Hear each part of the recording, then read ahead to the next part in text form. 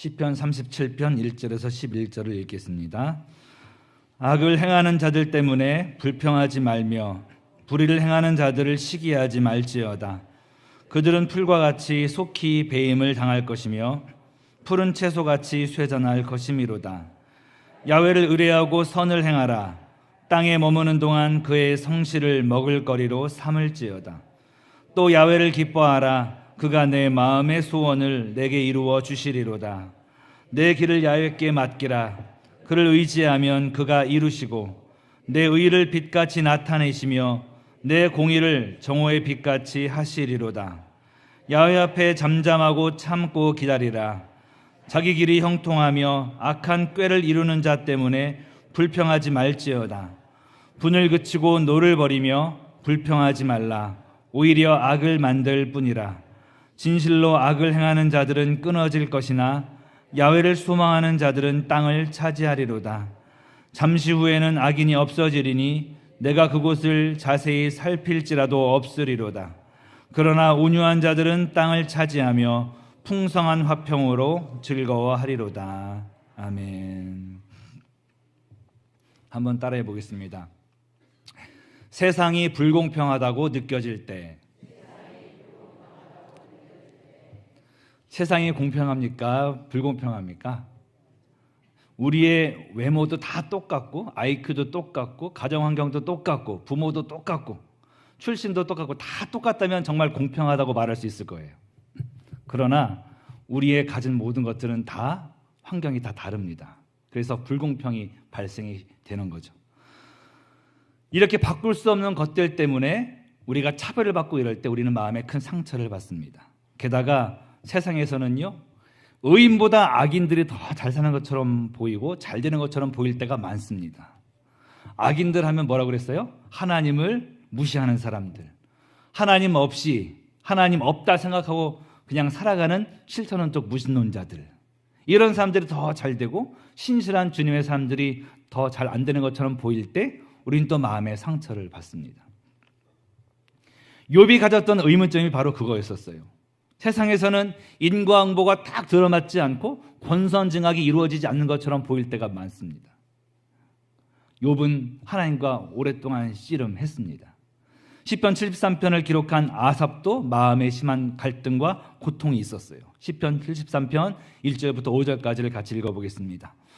하나님이 참으로 이스라엘 중 마음이 정결한 자에게 선을 행하시나 나는 거의 넘어질 뻔하였고 나의 걸음이 미끄러질 뻔하였으니 이는 내가 악인의 형통함을 보고 오만한 자를 질투하였음이로다.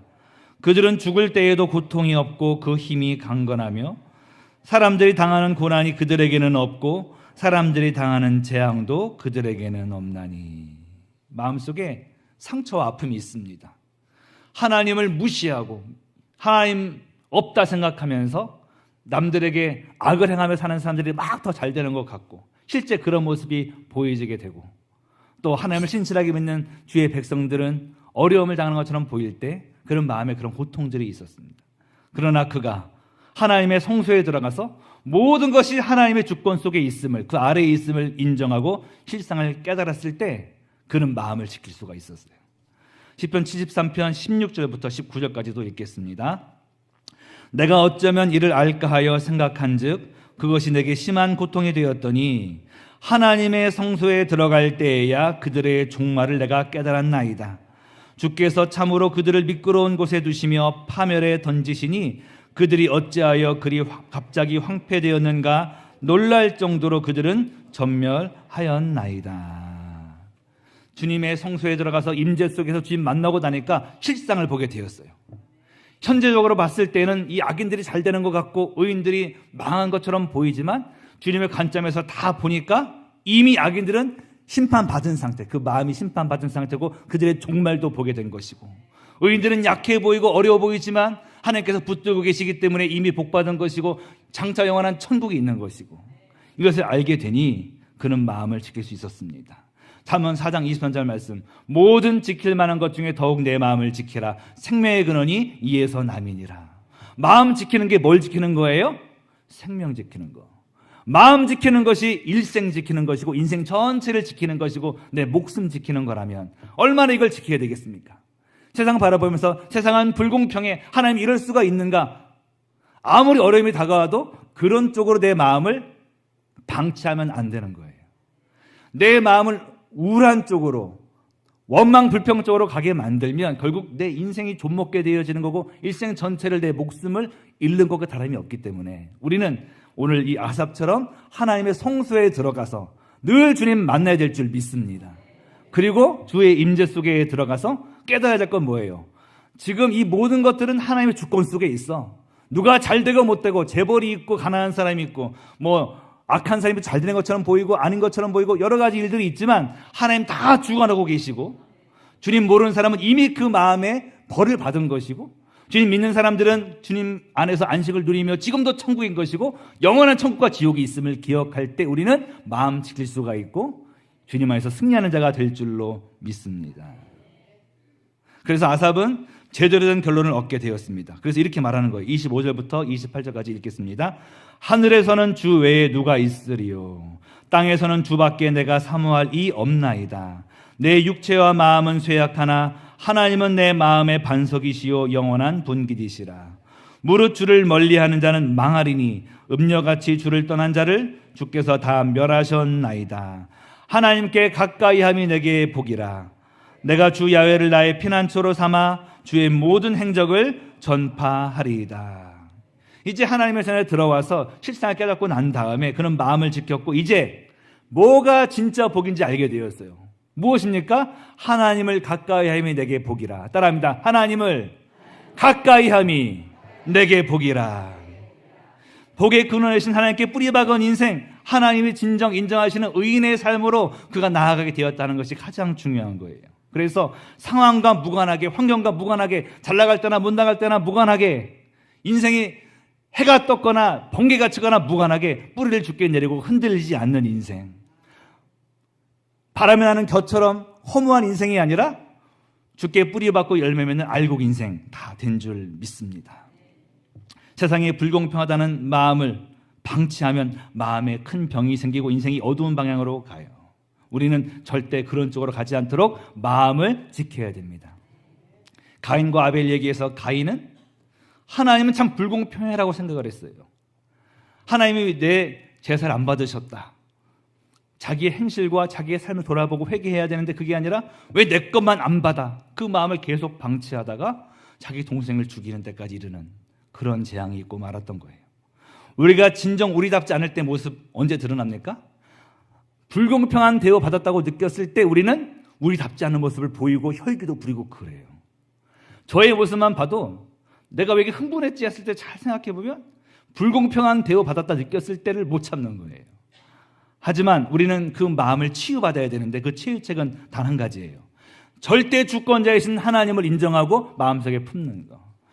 나를 사랑하시는 무한대의 사랑의 그 주님은 전지전능하시고 무소부재하시고 또 절대 주권자로서 나를 이끌고 계시고 전 세계를 주장하고 계신다는 것을 믿는 거예요. 이것이 머릿속에 있는 게 아니라 내 가슴으로 내려올 때 비로소 우리는 불평하지 않게 되고 원망하지 않게 됩니다. 원망 불평은 아무 도움이 되지 않는 거예요. 오늘 말씀 37편 7절 8절 말씀입니다. 야훼 앞에 잠잠하고 참고 기다리라. 자기 길이 형통하며 악한 꾀를 이루는 자 때문에 불평하지 말지어다. 분을 그치고 노를 버리며 불평하지 말라. 오히려 악을 만들 뿐이라. 원망 불평해서 막 하늘에서 막 금덩어리 떨어지면 많이 하겠어요. 그런데 아무 일도 안 일어나는 것은커녕 더 안 좋습니다. 결과가. 주님의 주권, 전지전능, 무소부재, 무한한 하나님의 사랑을 인정하고 가슴에 받아들여서 치유된 마음으로 살아가고 변화된 언어로 살아갈 때 우리의 운명이 바뀔 줄 믿습니다. 주님만이 전체 그림을 아시는 거예요. 우리는 조각조각 파편밖에 못 봅니다. 그렇지만 하나님께서는 절대 그림을 위에서 보고 다 아시는 거예요. 악인이 승승장구하는 것처럼 보여도요, 우리는 잠언 14장 12절 말씀, 어떤 길은 사람이 보기에 바르나 필경은 사망의 길이니라. 우리는 모르지 않습니까? 저 사람은 잘 되고 나는 안 되고 그거 모르는 거예요. 인생의 전체 그림, 역사적인 전체를 조망한 하나님께서 보실 때 아는 거예요. 그러므로 내 인생에 벌어진 모든 사건 속에 궁극적으로 이게 좋은 일인지 나쁜 일인지 하나님만 아심을 기억하고 묵묵하게 주를 바라보고서 감사로 나아갈 때 합력해서 선을 이루는 주의 역사를 체험할 줄 믿습니다. 세용자마 얘기 아시잖아요. 옛날 변방에 노인이 살았는데 노인의 말이 도망을 갔어요. 말이 지금도 얼마나 비싼 거예요. 말, 뚜구닥 말. 이게 도망갔으니 참 큰 재산을 잃었기 때문에 사람들이 위로를 했을 때 노인이 말했습니다. 이게 복이 될지 누가 알겠는가. 얼마 있다가 그 말이 여자친구를 사귀어가고 또 한 마리 말을 데리고 왔잖아요. 이거 완전히 더블로 복 받은 거 아니겠습니까? 뭐라 그래서 사람들이 야 정말 좋겠습니다. 부럽습니다. 이게 화가 될지 어떻게 알겠는가. 나중에 그 말을 뚜구닥 타다가 아들이 뚝 떨어져서 이 바리가 장애인이 돼서 평생 장애인. 아이고 큰일 났네. 어떻게 합니까? 이게 복이 될지 어떻게 알겠는가. 큰 전쟁이 터져서 다 징집 대상자가 됐는데 이 사람은 좀 다리 장애인이네. 군 면제. 그 전쟁에서 많은 젊은이들이 다 죽었는데 이 아들은 죽지 않고 살았습니다. 뭐가 복인지 뭐가 화인지 알 수 없어요. 근데 하나님은 전체 그림을 보시기 때문에 다 알고 계세요. 우리는 그 하나님의 그 시각을 신뢰해야 합니다. 내가 판단해서 왜 이런 일이 있지 물론 가슴 아프고 답답하지만 나는 모르지만 하나님은 아십니다.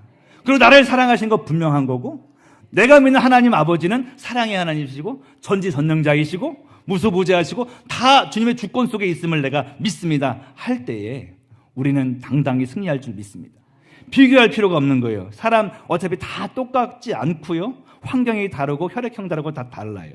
다 나만의 길, 각자의 길이 있는 것입니다. 달리기를 할 때 300명이 뛰면 세상에서는 뭐예요? 1등부터 300등까지. 그렇지만 우리는 다시 생각해야 돼요. 다 뛸 목적지가 다 다른 거예요. 우리 퇴근할 때 돌아갈 집에 다 다른 것처럼 우리의 목적지는 그 골은 다 다릅니다. 다 각자의 자리에서 300명이 1등을 하면 되는 거예요. 1등부터 299, 300등까지 있는 게 아니고요. 각자 자기 인생 레이스의 1등이 돼야 된다는 것입니다. 하나님 우리에게 바라는 것이 뭐예요? 우리 각자에게 주신 삶의 레이스에서 다 승리하라는 거예요. 내가 너에게 준 그 길을 너는 열심히 달려서 1등을 해. 너만의 1등을. 내가 너에게 준 독특한 너만의 인생 길이 있지 않니? 너 거기서 나를 붙들고 1등으로 가야 된다. 주님 안에서 그렇게 내 삶을 살아 누리면서 나아가면 되는 것이지 비교하고 피해의식 갖고 하면 안 된다는 거예요. 히브리서 12장 1절에서 2절 말씀 읽도록 하겠습니다. 이러므로 우리에게 구름같이 둘러싼 허다한 증인들이 있으니 모든 무거운 것과 얽매이기 쉬운 죄를 벗어버리고 인내로서 우리 앞에 당한 경주를 하며 믿음의 주요 또 온전하게 하시는 이인 예수를 바라보자. 그는 그 앞에 있는 기쁨을 위하여 십자가를 참으사 부끄러움을 개의치 아니하시더니 하나님 보좌 우편에 앉으셨느니라.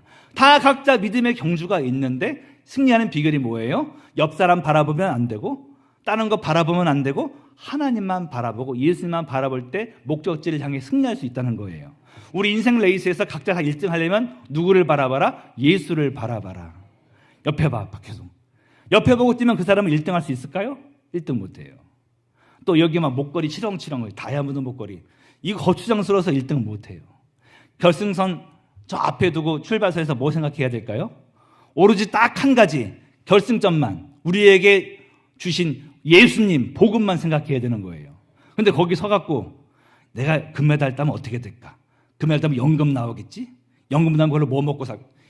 벌써 그 사람은 1등을 할 수 없습니다. 오로지 한 가지 예수님만 바라봐야 돼요. 그렇게 주님 바라보면서 모든 게 지금 주권 아래 있음을 기억하고 나아갈 때 우리는 승리하는 인생 레이스 될 줄 믿습니다. 조용기 목사님 다르고 저 다르고 여러분 다르고 다 다르고 우열이 없는 거예요. 이게 우리의 삶에 놓은 장애물도 파도도 주와 함께 날아오를 기회, 거친 파도 날 향하여도 주와 함께 날아오르기, 그 기회로 삼고 기도로 나아가면 다 간증이 되고 다 스토리가 되고 주님 만난 간증이 되어서 주님을 전하는 열매는 우리 모두가 될 줄 믿습니다.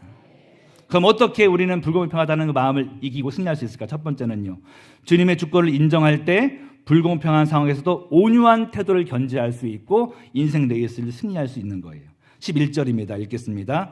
그러나 온유한 자들은 땅을 차지하며 풍성한 화평으로 즐거워하리로다. 불공평한 상황에서 눈을 들어서 하나님을 바라볼 때 주님은 전능자, 창조주, 치료자, 구원자, 무한한 사랑의 주님이 되시잖아요. 그 주님을 바라보고 내 마음속에 그 주님을 인정하고 마음속에 확신이 들 때 우리는 뭐가 생기냐? 하늘의 여유가 생겨요. 내 앞에 있는 사람 나한테 좀 이상하게 표정을 지어도, 욕을 해도, 힘들게 해도 괜찮습니다. 왜 그렇습니까? 나는 이미 어마어마한 영적 부자고 하나님이 나의 아빠이기 때문에 괜찮습니다. 마음의 여유가 생깁니다. 그때 온유한 태도가 나오게 되고, 그런 사람은 하늘의 영역, 땅을 차지하고 더 많은 사람들에게 구원을 베푸는 구원의 통로가 되는 복음 전도자가 되는 것이고, 하나님의 역사가 임하게 된다는 거예요. 그래서 마태복음 5장 5절에도 온유한 자는 땅을 차지할 것이라는 예수님의 말씀, 팔복 중에 있는 것이죠. 은행에 내가 만약에 수백조 원이 있다. 생각만 해도 좋으시죠? 수백조 원이 있다. 그 사람, 내가 지금 주머니에 10,000원 없어도요, 나 10,000원도 없는 사람, 쟤는 10만 원인데, 그러지 않습니다. 왜? 나한테 이미 든든하게 지금 예금통장이 있지 않습니까? 근데 우리는 그보다 더 확신한, 더 어마어마한 보배 같은 하나님이 나의 아빠래요. 그러면 뭐가 잔이 생기는 거예요? 이게 마음속에 정말 믿고 믿음으로 가는 사람에게는 넉넉한 마음이 생기고 온유한 마음이 될 수 있다는 거예요. 우리는 얼마나 주님 앞에 소중한 자입니까? 참새 한 마리 떨어져 죽는 것도 주님의 결제사인이 있어야만 된다 그랬는데, 우리는 주님의 피값 주고 사신 자들이에요. 내가 정말로 하나님께서 인정하고 사랑하시는 주님의 아들, 딸임을 기억하고 나아갈 때 온유하게 되고 온유를 선포하며 살아갈 때 더 큰 복이 임할 줄 믿습니다. 영어로 경주, 경쟁, 이거 레이스예요, 레이스. 그런데 주님이 함께 하시면 God, G가 딱 붙으면 뭐가 돼요? 그레이스. 세상에서는 서로 경쟁해서 누구 짓밟고 이렇게 살아야 되는데, 주님이 함께한 그 인생, 주님 나와 함께 계셔 당당히 나아가는 그런 인생에게는 은혜의 삶이 펼쳐질 줄 믿습니다. 그럴 때 주님께서 궁극의 선으로 인도하시고 장차 영원한 구원 천국으로 인도해 주실 줄 믿습니다. 이삭은 하나님의 주권을 믿고 나아갔더니 온유한 자가 됐어요. 땅을 팔 때마다 우물이 나왔어요. 우물 파는 게 얼마나 발견되는 게 쉬운 일이 아닌데, 그 고대 사회에서, 그 시대에. 근데 그때마다 뺏어가요, 막 사람들이. 그렇지만 딴 데 가서 파면 또 물이 나오고, 딴 데 가서 파면 또 물이 나오고, 뺏어가면 딴 데 가면 또 물이 나오고, 나중에는 두 손톱을 들었어요, 세상 사람들이. 그리고 하나님을 경외하게 되었습니다. 다윗은 주의 주권을 믿으니 원수 갚는 것을 주께 맡겼어요. 그래서 사울 왕 원수를 처단할 기회가 있었지만 옷자락만 베고 주님께 맡겼습니다. 압살롬에게 쫓길 때는 시므이가 쫓아오면서 돌 던지고 먼지 날리면서 막 저주하는 거예요. 이 살인자, 이 불안당, 저주받아라, 저주받아라. 옆에 있던 아비새가 죽일까요? 죽이지 말아라. 하나님이 그에게 명령하신 것이니 그가 저주하게 내버려둬라. 혹시 야훼께서 나의 원통함을 감찰하시리니 오늘 그 저주 때문에 선으로 내게 갚아주실지어다. 주님께 맡길 때 하나님의 일들을 보게 될 줄 믿습니다. 요셉도 마찬가지죠. 나중에 국무총리가 되어서 형제를 처단하고 고통 주고 그러지 않았습니다. 주의 주권을 믿고 형들이 자기를 팔아도, 보디발의 아내가 자기에게 그렇게 나쁘게 했어도 이 바득바득 깔지 않고 하나님 바라보고 믿음으로 나아갔을 때 하나님이 그의 인생을 책임져 주신 줄 믿습니다. 우리의 모습도 그런 온유의 모습이 있게 되기를 축복합니다. 두 번째로요, 하나님의 주권을 믿으며 하나님을 기뻐해야 합니다. 오늘 말씀 4절 다 같이 읽겠습니다. 또 야훼를 기뻐하라. 그가 내 마음의 소원을 내게 이루어 주시리로다. 이 말씀은요, 두 가지 해석 다 가능한 거예요. 펼쳐져 보십시오. 야훼를 기뻐하라. 그리하면 내 마음의 소원을 이루어 주신다. 조건절로 볼 수도 있겠지만요, 다시 생각해 보면 하나님께서 우리의 소원을 100% 들어주실 것이기 때문에 우리는 기뻐해야 된다는 명령인 거예요. 우리는 이렇게 순서대로 해석하면 기뻐하면 소원 들어주신다 이렇게 되겠지만요, 두 번째 해석도 가능해요.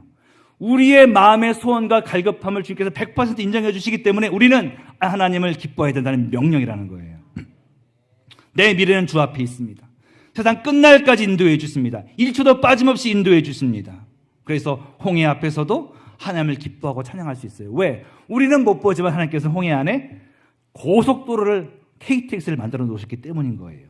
홍해 속에 지름길이 있고 광야에 하이웨이가 있고 사막에 한강 같은 강이 있음을 우리는 못 보죠. 그런데 하나님은 그것을 다 마련해 놓으셨고 그 일을 행해 주셨습니다. 그러니 우리는 어려움 속에서도 이 어려움은 하나님께서 길을 일으키실 장이네 하면서 그 순간 영적으로 기뻐하고 찬양해야 된다는 거예요. 옛날에 어릴 적에 스크래치라고 한 적 있어요. 막 노란색을 막 칠한 다음에 빨간색을 까맣게 칠해놔요. 나중에 긁으면 예쁜 그림이 나오는 것처럼 지금 까만 인생이 펼쳐졌으면 우리는 절망할 게 아니에요. 이제 아름다운 스크래치 그림으로 명작이 나오겠구나. 현재만 바라보면 기뻐할 수 없지만 하나님 플러스 하나님이 나와 함께 하시기 때문에 오늘 기뻐할 수 있고 찬양할 수 있고 그 기쁨과 찬양은 믿음의 선포가 되어서 우리 앞날과 미래를 여는 홍해가 갈라진 역사를 체험하는 인생이 된다는 걸 기억하시고 주를 찬양하게 되시길 축복합니다. 상대적 기쁨 말고 절대적인 기쁨, 복음의 기쁨, 예수님을 통한 구원의 기쁨. 느헤미야 8장 10절 말씀입니다. 같이 읽도록 하겠습니다. 느헤미야가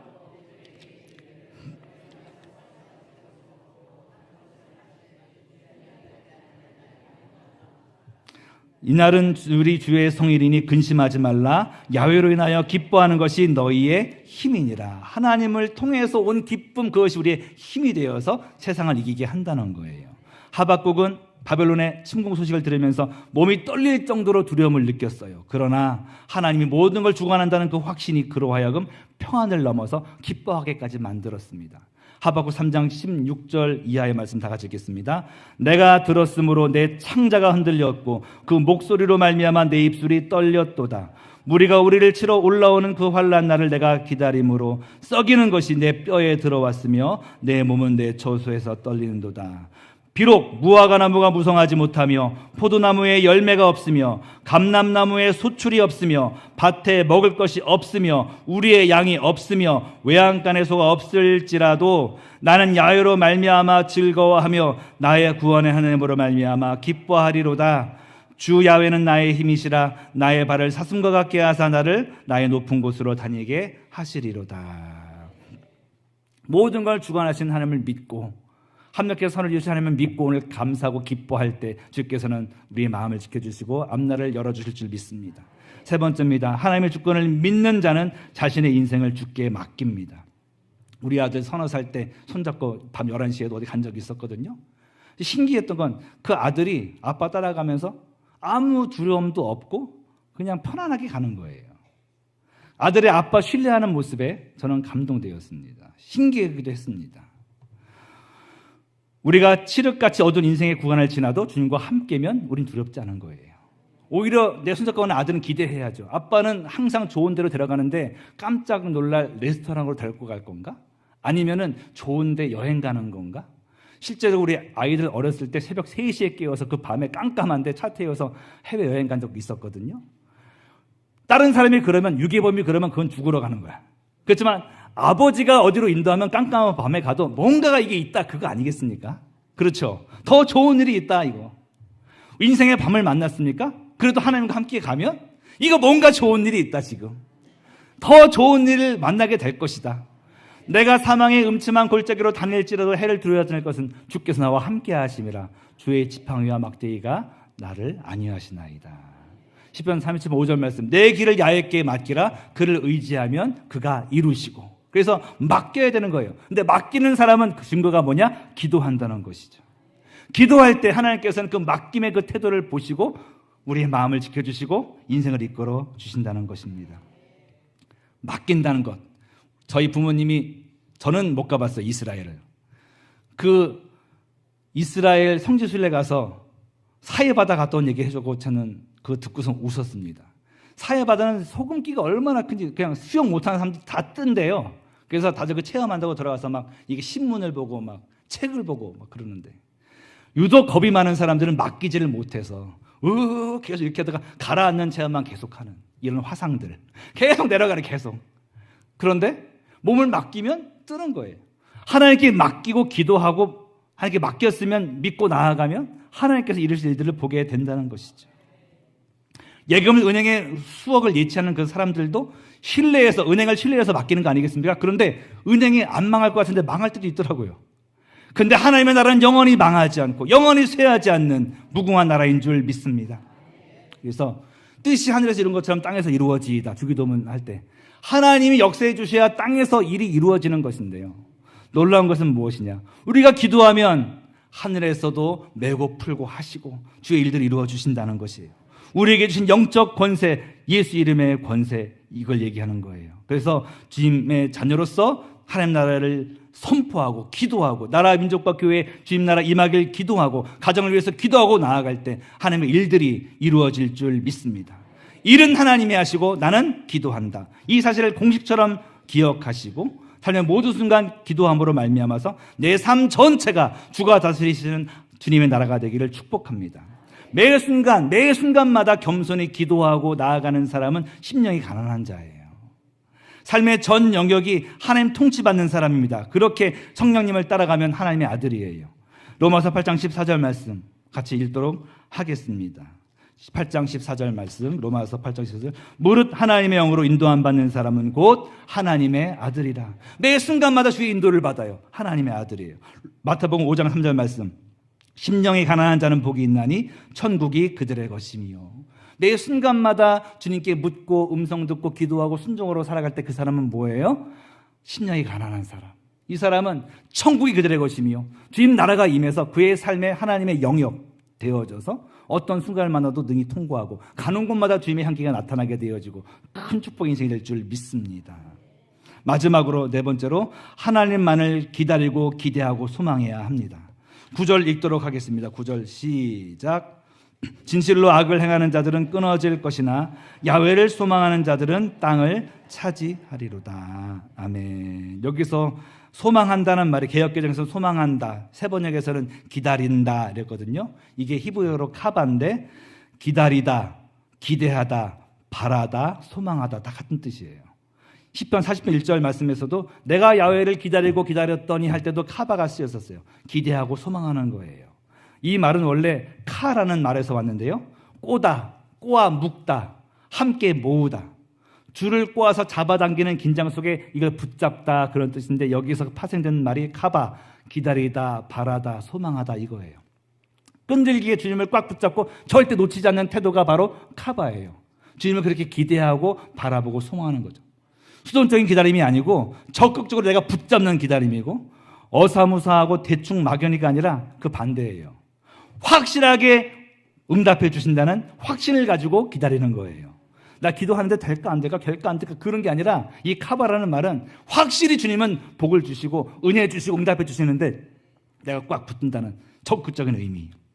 다시 말하면 반드시 응답하신다는 믿음 속에서 줄을 붙들고 버티듯이 끝까지 기도하며 기다리는 태도 우리에게 있어야 될 줄 믿습니다.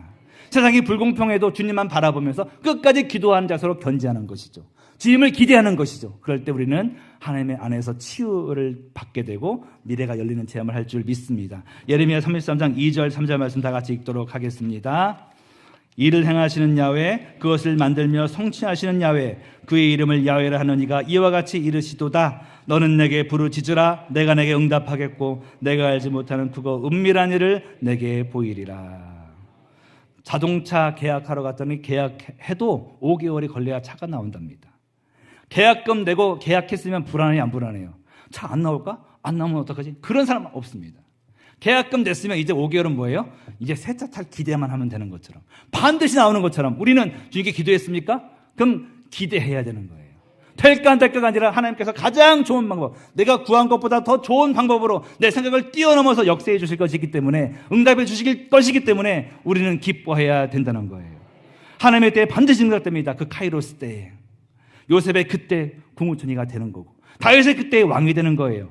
요셉이 꿈 꿨어도 그때까지는 하나님의 때까지는 있어야 돼요. 다윗이 기름 부음 받아서도 주님의 때까지는 있어야 돼요. 하지만 그때까지는 고난이 아니라 고역이 아니라 기대의 기다림인 줄 믿습니다. 그리고 기대하고 기다리고 앙망하는 동안 내 마음도 치유돼요. 불공평하다는 피해의식이 떠나가고 눅놓듯 그런 아픈 마음들이 사라져요. 광야에서 불뱀 물렸던 사람들이 노뱀 바라보면 살았듯이 우리는 예수님 바라보면 살 줄 믿습니다. 그래서 인생 저전 속에서 계속 마음이 치유해서 강건해지고 궁극적인 구원받게 되어지고 주와 함께 날아오르는 체험을 하게 되는 우리가 될 줄 믿습니다. 이사야 40장 28절부터 31절까지 읽겠습니다. 너는 알지 못하였느냐 듣지 못하였느냐 영원하신 하나님 야훼 땅 끝까지 창조하신 이는 피곤하지 않으시며 곤비하지 않으시며 명철이 한이 없으시며 피곤한 자에게는 능력을 주시며 무능한 자에게는 힘을 더하시나니 소년이라도 피곤하며 곤비하며 장정이라도 넘어지며 쓰러지되 오직 야훼를 앙망하는 자는 새 힘을 얻으리니 독수리가 날개치며 올라감 같을 것이요 다른 박질하여도 곤비하지 아니하겠고 걸어가도 피곤하지 아니하리로다. 아멘. 말씀을 정리합니다. 주님은 반드시 심판하시는 분이세요. 악을 멸하시고 악인은 쭉정이 영원한 불에 들어갈 운명이 되고 알곡은 모아서 곳간에 들이시고 천국으로 인도하십니다. 내가 주권자가 되면 안 돼요. 내가 판단자가 돼서는 안 됩니다. 나는 아담의 길을 갈 수 없습니다. 주님이 주권자이심을 인정하고 성령님을 따라 사는 삶, 순종의 삶을 살아 누릴 때 우리의 삶에서 모든 것이 합력해서 선을 이루는 체험을 하게 되고 나는 성령을 따라가면서 주님의 아들, 딸 된 신분으로 나아가게 될 줄로 믿습니다. 주님의 궁극적 선을 바라보고 현재를 사는 삶, 예수님은 궁극의 승리자가 되시고 심판자가 되시고 만왕의 만주주가 되심을 확실히 각인하고 살면 불평이 사라집니다. 당당해집니다. 그리고 의인의 결국을 보게 되고 악인의 결국을 미리 보게 되면서 믿음의 눈으로 생생하게 바라보면서 주님을 경외하는 가운데 당당하고 담대하고 거룩한 삶을 살게 될 것입니다. 바로 이런 모습, 능력의 모습이 우리의 삶의 모습 되시기를 주의 이름으로 축원합니다. 기도하겠습니다. 사랑하는 하나님 아버지, 감사합니다. 세상 바라보면 불공평한 것이 너무 많습니다. 때로는 우리에게 마음의 상처를 주고 우리는 비교의식과 피해의식에 사로잡혀 살 수도 있습니다. 그러나 주님 어떤 분인지를 늘 바라보고 살게 하여 주옵소서. 전능자, 창조주, 치료자, 구원자, 사랑에 무한하신 주님임을 받아들이고 마음속에 품고 살 때 우리는 마음이 치유되고 당당하게 온유하게 살 줄 믿습니다. 주님을 기뻐하며 살 줄 믿습니다. 주께 맡겨 기도하면서 주님을 기대할 때 승리하게 하여 주옵시고 우리 삶에 놓여진 나빠 보이는 일들조차도 간증으로 다 변하게 하실 주님을 기대하며 나아갈 때 그것을 통해서 많은 사람들에게 주님의 살아계심을 자랑하며 전하며 전도하게 하여 주옵소서. 하루를 주께 맡겨드리니 책임져 주옵시고 기도마다 응답하시며 또 귀하게 주께 드리는 모든 물질은 만배로 갚아주셔서 능력에 손길되도록 더욱더 복을 내려 주옵소서. 오늘 하루를 주께 맡겨드리오며 예수 이름으로 기도합니다. 아멘.